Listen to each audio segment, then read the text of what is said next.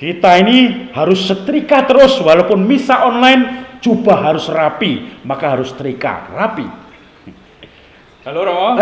Romo Baru apa kapan? ini? Loh, Baru nyetrika ini. Setrika jubah sendiri. Ya misa online itu semuanya harus kita siapkan biar rapi. Karyawan lockdown. Ya. Oh ya? Oh ya. Misa online Romo sekarang. Ya. Gimana Romo? Tentang misa online maksudnya gimana? Aduh panas. Ya. Ya.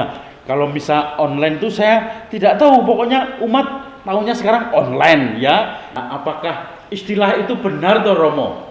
Ya Romo, boleh saya katakan misa online yang kita kenal ini sebenarnya namanya adalah misa batin atau misa spiritual. Nah, jelasnya adalah begini. Misa itu sebetulnya adalah sebuah perayaan Ekaristi yang menuntut kehadiran secara fisik dari setiap umat, dari kita semua. Dan karena situasi kita tidak mungkin akibat dari COVID-19 ini, maka kita hanya bisa mengikuti perayaan Ekaristi yang dirayakan oleh imam, disiarkan melalui televisi, YouTube atau media-media yang lain. Dan itulah yang namanya misa batin.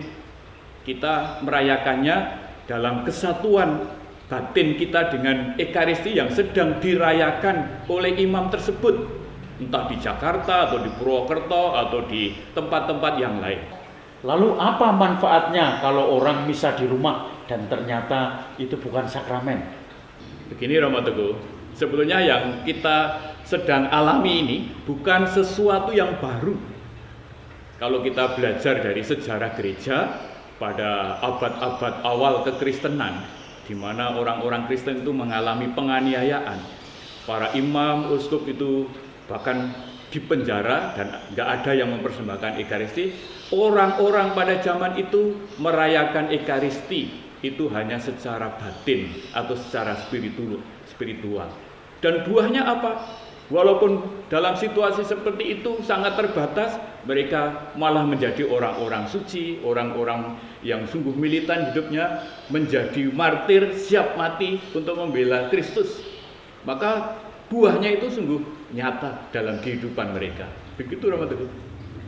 Kira-kira buah-buah apa yang bisa kita harapkan, umat harapkan dengan suasana yang memprihatinkan sekarang ini? Harus misa di rumah, harus menyiapkan altar di rumah, dan seterusnya.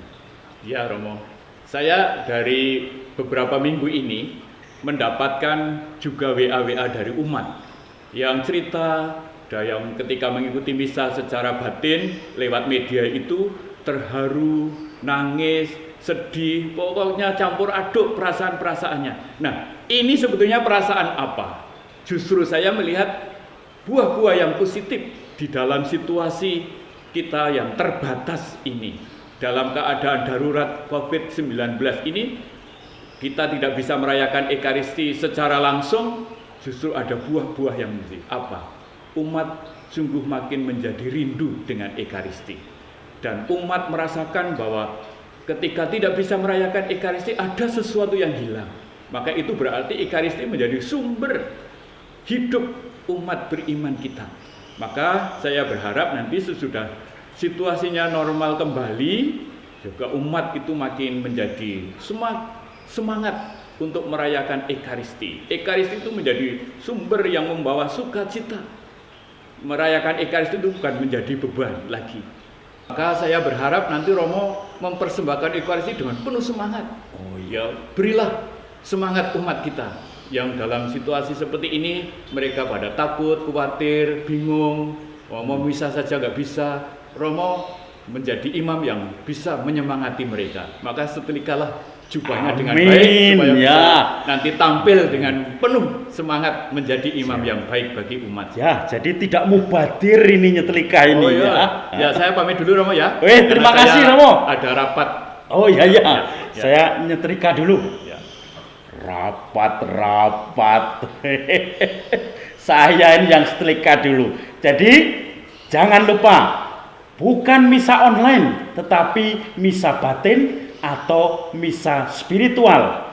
Maka siapkan hati Anda di rumah. Kalau ikut misa, itu misa spiritual. Siapkan semua barang yang bisa mendukung batin Anda untuk menyambut Tuhan. Saya melanjutkan, setrika dulu biar rapi jubah saya.